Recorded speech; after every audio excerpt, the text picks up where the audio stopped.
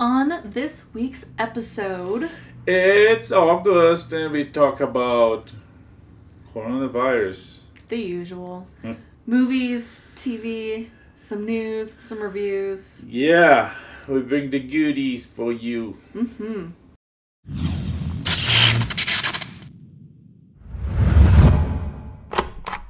All right. So where do we start this week? Okay, so this week we did something that, this past week we did something that I was actually planning on doing before, something that I did back in film school, something that I did even before film school. There is watching a movie and watching its remake, or like we call these days, reboot, revival, retell.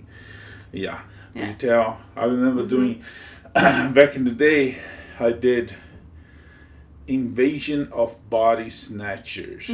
Classic. And I think there's 5 of them. So I think I did all 5 in the course of a week. And they're very different. Every movie has its qualities and Anyways, this past week we saw 2 movies starting this series that I wanted to do here. Watching a movie and watching its remake.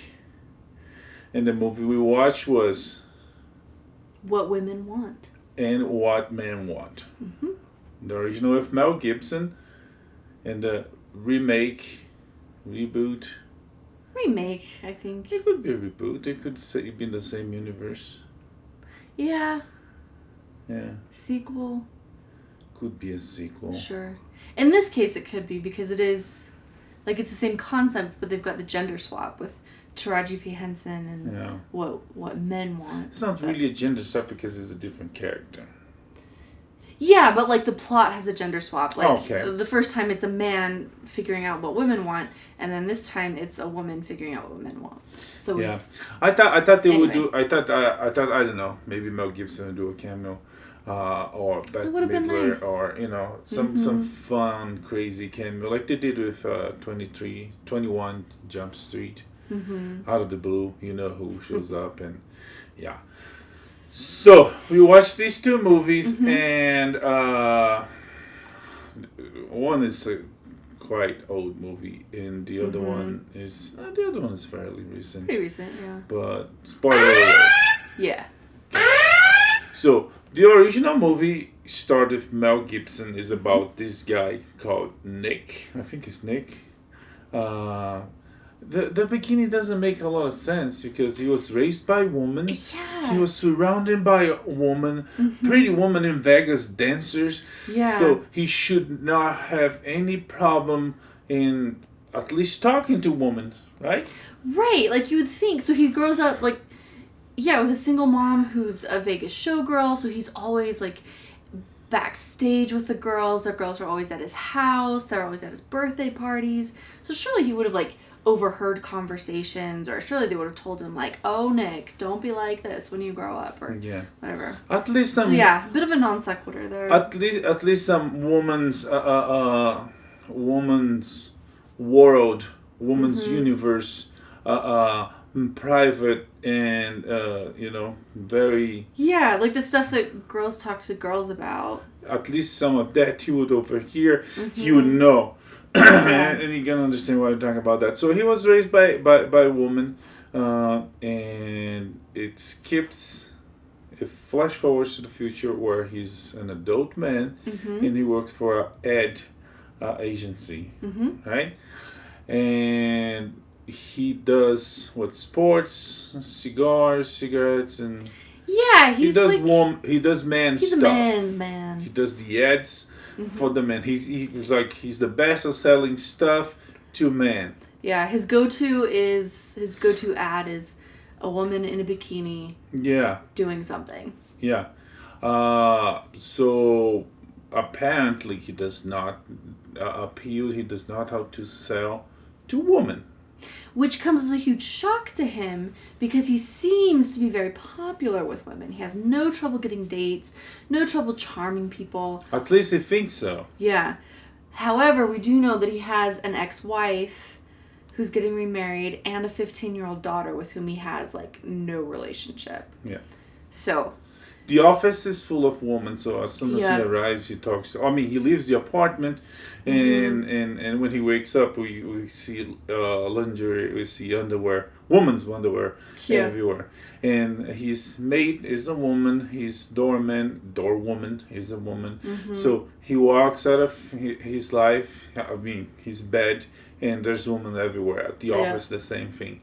And he always has like some silly joke, silly comment. Yeah. And so he thinks he's nailing it. He's having with the girls. But then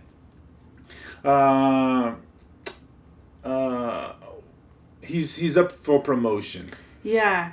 And he gets passed over in favor of Helen Hunt. A woman. Yeah. What he calls her? Words that I don't care to repeat. It was a two. Wasn't one was bad and the other one wasn't. I honestly don't remember, but she basically has the reputation Like in the shark, industry. something like that. Yeah, as being like cold, ruthless, kind of domineering, but really good at her job. And his boss, Alan Alda, brings her on into the company because they realize they need to start marketing to women because it turns out women actually buy stuff. Yeah. A lot of stuff. Yeah, he's not the shark character at all. Come on, she's Helen Hunt. Even if she tried, she couldn't be. She couldn't be a shark. No, it turns out she's actually a really nice, intelligent woman who's just very good at her job.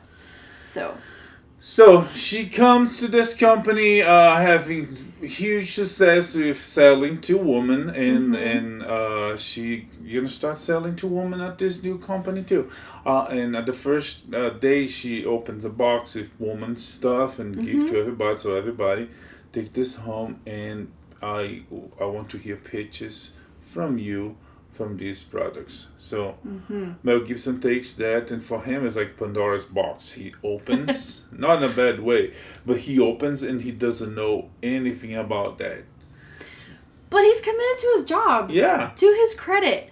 So he gets a bottle of wine and he starts trying on pantyhose and mascara and lipstick and all this stuff, much to the chagrin of his 15-year-old daughter who's staying with him for the week. But anyway, there's like a meltdown, there's a hairdryer, there's a bathtub. He gets electrocuted. Yes. And next day he wakes up on the bathroom floor, and he's able to hear a woman's thoughts. Yeah. Fun twist. Yeah. And he thought he knew a woman because, he made them smile and giggle. No. Not at all. And he goes on to discover that a lot of these women who are laughing at him or smiling, or laughing at his jokes or smiling at him or indulging him, actually like hate him, or he's making them feel terrible about themselves, or it really transforms the way he thinks about himself and the way he interacts with these girls. Between the woman that hate him, there was, there were the woman that hate him or didn't like him or didn't approve the way he speak. There was two different cases. There was one woman that was really into him, and I think he tried, or he didn't try. Anyways, maybe he tried but not like expecting much. That was Marisa Tomei's character. And when he hear her thoughts, he finally tried, and they go on a date, and yada. And there's another woman that's actually in crisis. She's like feeling invisible, and she kind of is invisible, and that's gonna help his character improve from that not so good situation to a better situation. Character improvement. The journey of the hero, if not the hero, the journey of the protagonist. So, this was actually something I really liked about the movie. He doesn't really spend a lot of time like using this to his advantage. Very quickly he recognizes that he needs to change as a person, and he uses his power to become like a better father, and like a better employer, a better coworker. Yeah. I can't remember the rating. Supportive. I can't remember the rating of the movie, but I honestly PG-13. PG-13. I honestly thought he would like go. You know, there's this movie with what's the name of that guy? I can't remember. Blah, It's a blah, movie blah. I with a can't guy. remember. It's this comedian Dane Cook, that he has this code curse that he's cursed when he's a teenager by this goth-looking teenager, that he will never find love, and he has one night. What's it called? One night stand. One night stands. Yeah. They don't really stand. That's why I was confused. Anyways, and he has one night stand with woman. The next day, they find the love of their lives. Not him. As soon as they sleep with him, they find the love of the life with someone else. So he's cursed that way. And it's like there's I think it's definitely R. There's the sex scenes, or at least sex insinuations. I thought this one, Mel Gibson, or not Mel Gibson, the character would like take advantage and have sex with all women and get to know. Yeah. Not really. Yeah, he doesn't. Which I thought was a pleasant surprise. Yeah. No, it was a really nice, thoughtfully written. Yeah. Character development. There's romance. There's comedy is funny. What else? Yeah. We get a really great like transformative arc. He rescues someone. He's humbled. He's better at his job. His relationship with Helen Hunt gets really good, and then it falls apart. But then it gets really good again, and for me the whole issue, you know, like on romantic comedies, there's like everything's good and then everything goes bad and then they're gonna have to fix it, and the way they fix on this one, they're really adults about it. There's not a lot of dramas. Oh, you did this to me. Oh no. Nobody kisses in the rain. There's a distinct lack of rain.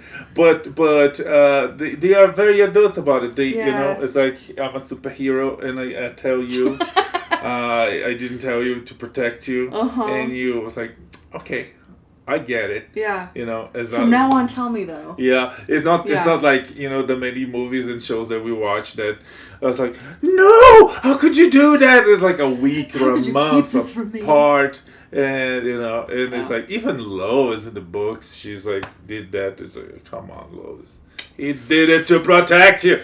Anyways, on this movie, the fixing the solution for the issue, it comes pretty quick, but really well done. They are very adults about it. It's not like it's not quick because a time issue. You know, some movies will hush up to fix, even though they was like 6 months later they're still apart, and there's like no, they are very adults about it. No, they are, and they stay like consistent to their characters. Like Helen Hunt doesn't just like, you know, say, "Oh, forget my career. You're so hot." Yeah. Like the characters are consistent and really respectable, honestly. Yeah. Just a really great movie. They lose he loses his power, but before that he helps the person that needs help the most, which is what's her name? Judy Greer. Judy Greer's character. Yeah. She's an intern, I think she's an intern, right? Like intern mail room type person. Granted, she tried to climb up on the job at different positions. Yeah. But his character wasn't that state that need to evolve, and he didn't give her not even an interview. Yeah, I never gave her a chance. He just didn't feel like she had anything worth giving. Yeah. So she's like invisible, feeling You're feeling worthless, meaningless, and he starts to hear thoughts that sound like maybe she's not just super depressed, maybe like she's actually suicidal. Yeah. And is gonna do something about it. And one day she doesn't show up to work. And then he was like, wait. And that's the height of his character development, because he had a kind of a evil plan to use his powers to take the job back from Helen Hunt. Yeah. But in the end, they work together and they get to know each other, and he falls in love, she falls in love, but Again, we talked about that. When she finds about this manipulation, they be adult about it and they fix the situation. Yeah. But back to Greer's character, he goes in and go talk to her to save her. Yeah. And ironically, when he gets to actually talk to her, he doesn't have powers. He lost his powers on the way there, on the rain. There was rain. There was rain. And Yes, lightning. there was rain. There was rain and lightning. Yeah. Yes. Oh, my bad. So... But yeah, he talks her out of it. He apologizes. He gives her some opportunities. And So he... Overall, he goes from this...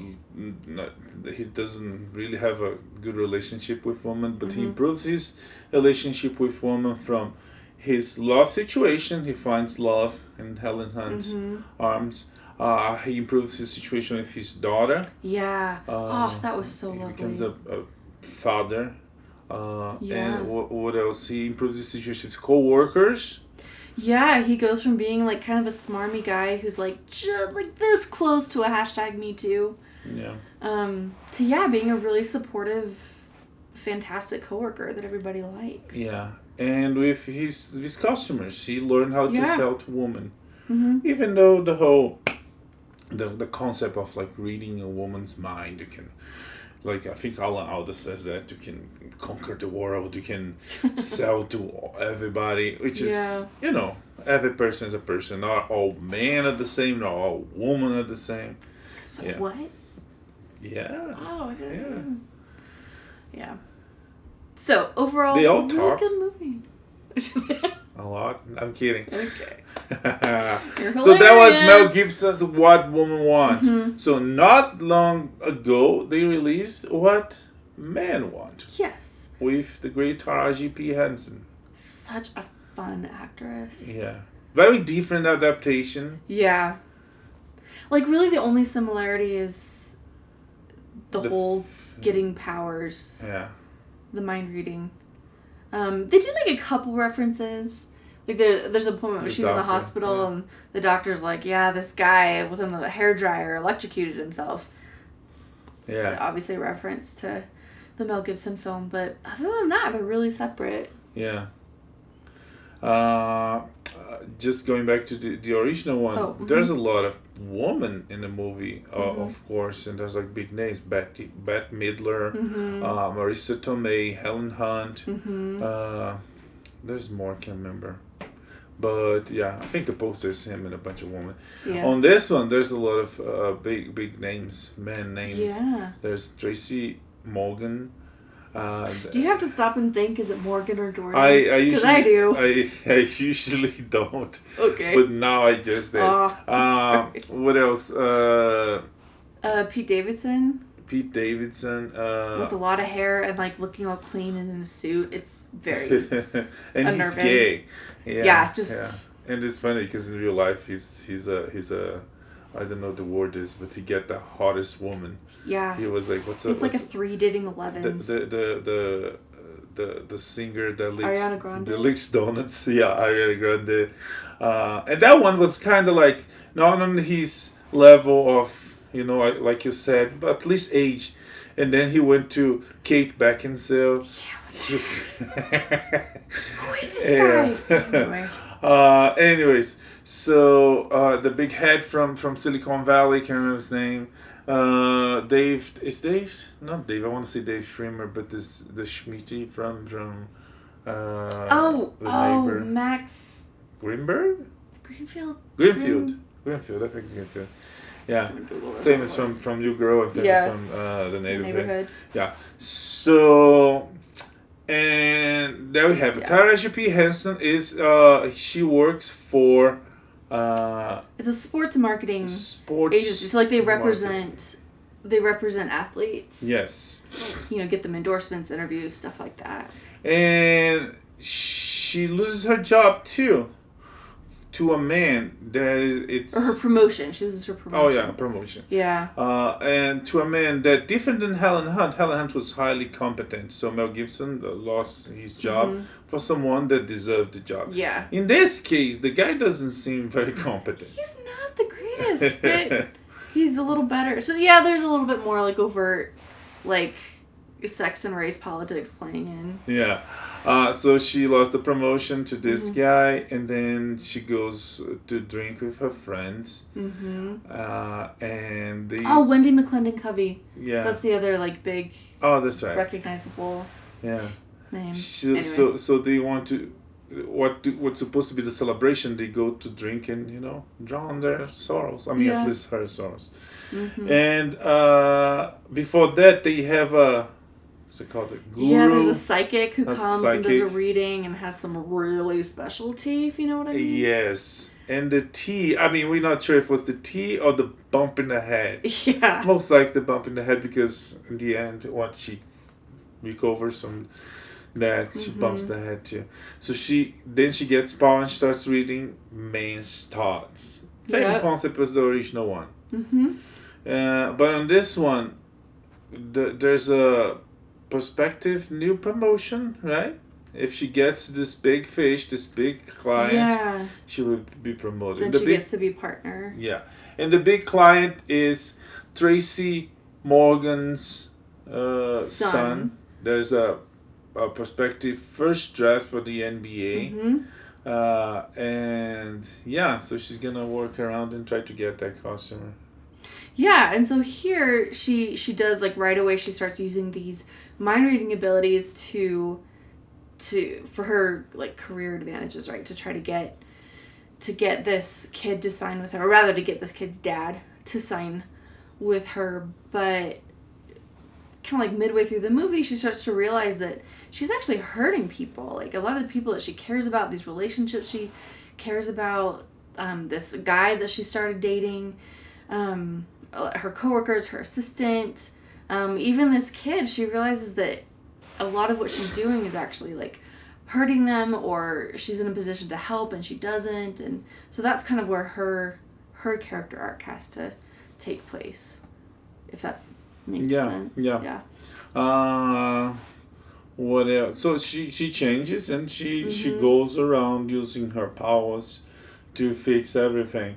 Her relationship with the boyfriend that has a son that she was actually using. She told everybody that he was a husband and the kid was their kid. Yeah. So she fixed that. She gets the client not listening to anyone, but to listening to the kid. Yeah, and listening to what his hopes and dreams actually are. And yeah.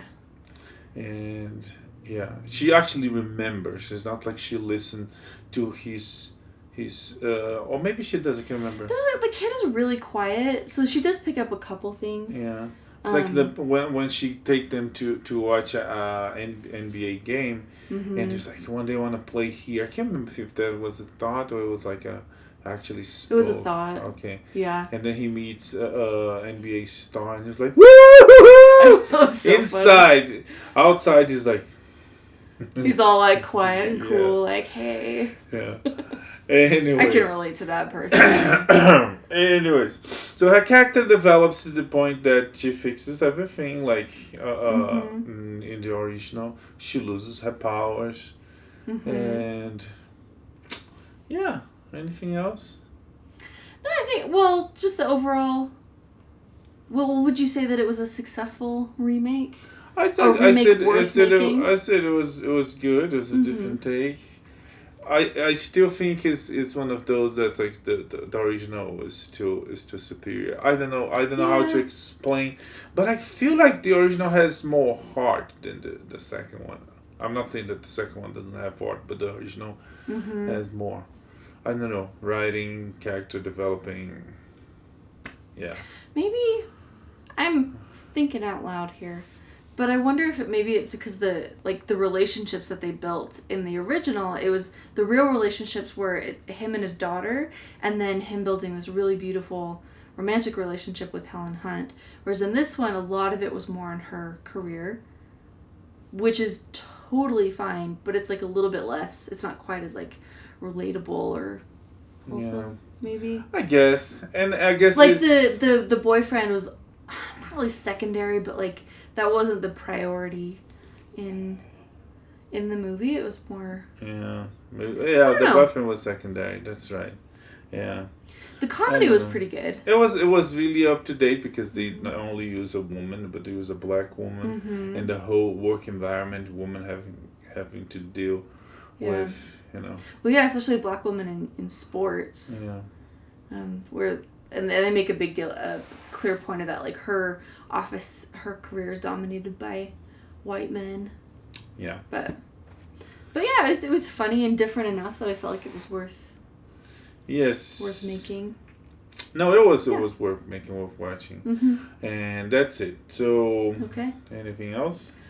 Oh, I think we're good. Okay, so we just talked about Mel Gibson. Mel Gibson came out this week and revealed that he had coronavirus and it was bad. Yeah. But he's okay now, right? He's okay now. Yeah. Same thing with Bryan Cranston. So. And Bryan Cranston talked about too how he's now donating, like plasma. He's donating plasma, yeah, for antibody research and antibody therapies. Yeah, they're asking everybody. I mean, most people there got sick to donate. Yeah. But yeah, so there's coronavirus. Is there more coronavirus? Oh, I think that's all. Okay. There's more. Charlize Theron promoted this drive-through screening of Mad Max Fury Road. Yeah. And it was a really nice event. It was. A charity event for her. What's it called? Africa? It's Africa. her foundation, her group, the Charlize Theron Africa Outreach Project. Yes. So yeah, it was a fundraiser, $1,000 per couple, per car. And yeah, she did great. They were masked, they social distance. She was there. Yeah. People watched the movie, and there was red carpet, and there was. Well, even better than social distance, people stayed in their cars. The red carpet was like a legit drive-on red carpet. So nice fun event, nice fun revival of the movie, for a good cause with the stars and Yeah, and really safe. So this seems to be going with that trend of drive-in theaters, drive-in movies. That's true. Quick entertainment news. Yeah. Apple signed DiCaprio first look deal. What else? Mulan. Hunters was renewed. Oh yeah. Sorry.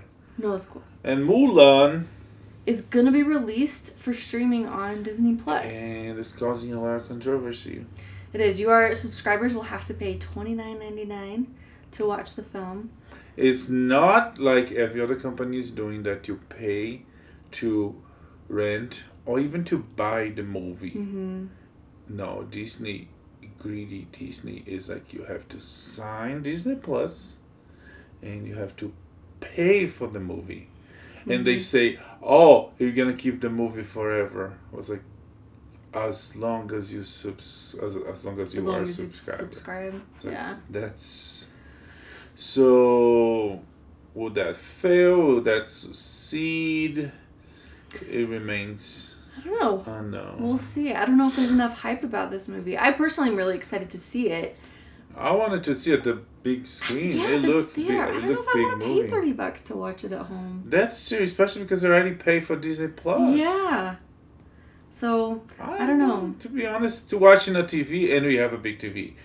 But to Yeah, watch on a TV, I'm willing to wait until they release on Disney Plus. Yeah, I'd rather and I don't have to pay. Yeah, and we could pay $30 to our local movie theater. Yes. But I don't know. We'll see. This seems like kind of an experiment. Disney insists that it's a one-time thing, but I feel like if it's successful, they might end, depending on how long COVID lasts and everything, this might be a new format for them. Yeah. So we'll see. And they'll see. Okay, I guess that's it for this week. We see you next week. Well, before we go, we have listeners everywhere. So we want to send our love to people of Beirut. They are going through this terrible situation after yesterday's explosion, plus coronavirus and everything else. So we send our love and prayers to them. And anything else? Just the usual. Stay safe. Be kind. Yeah. Wear masks. Heroes have masks. Wear yours. And you see next week we're going to talk about more pop culture, news, entertainment. And yeah, there's a fun one we're gonna see tonight. We're gonna talk next week.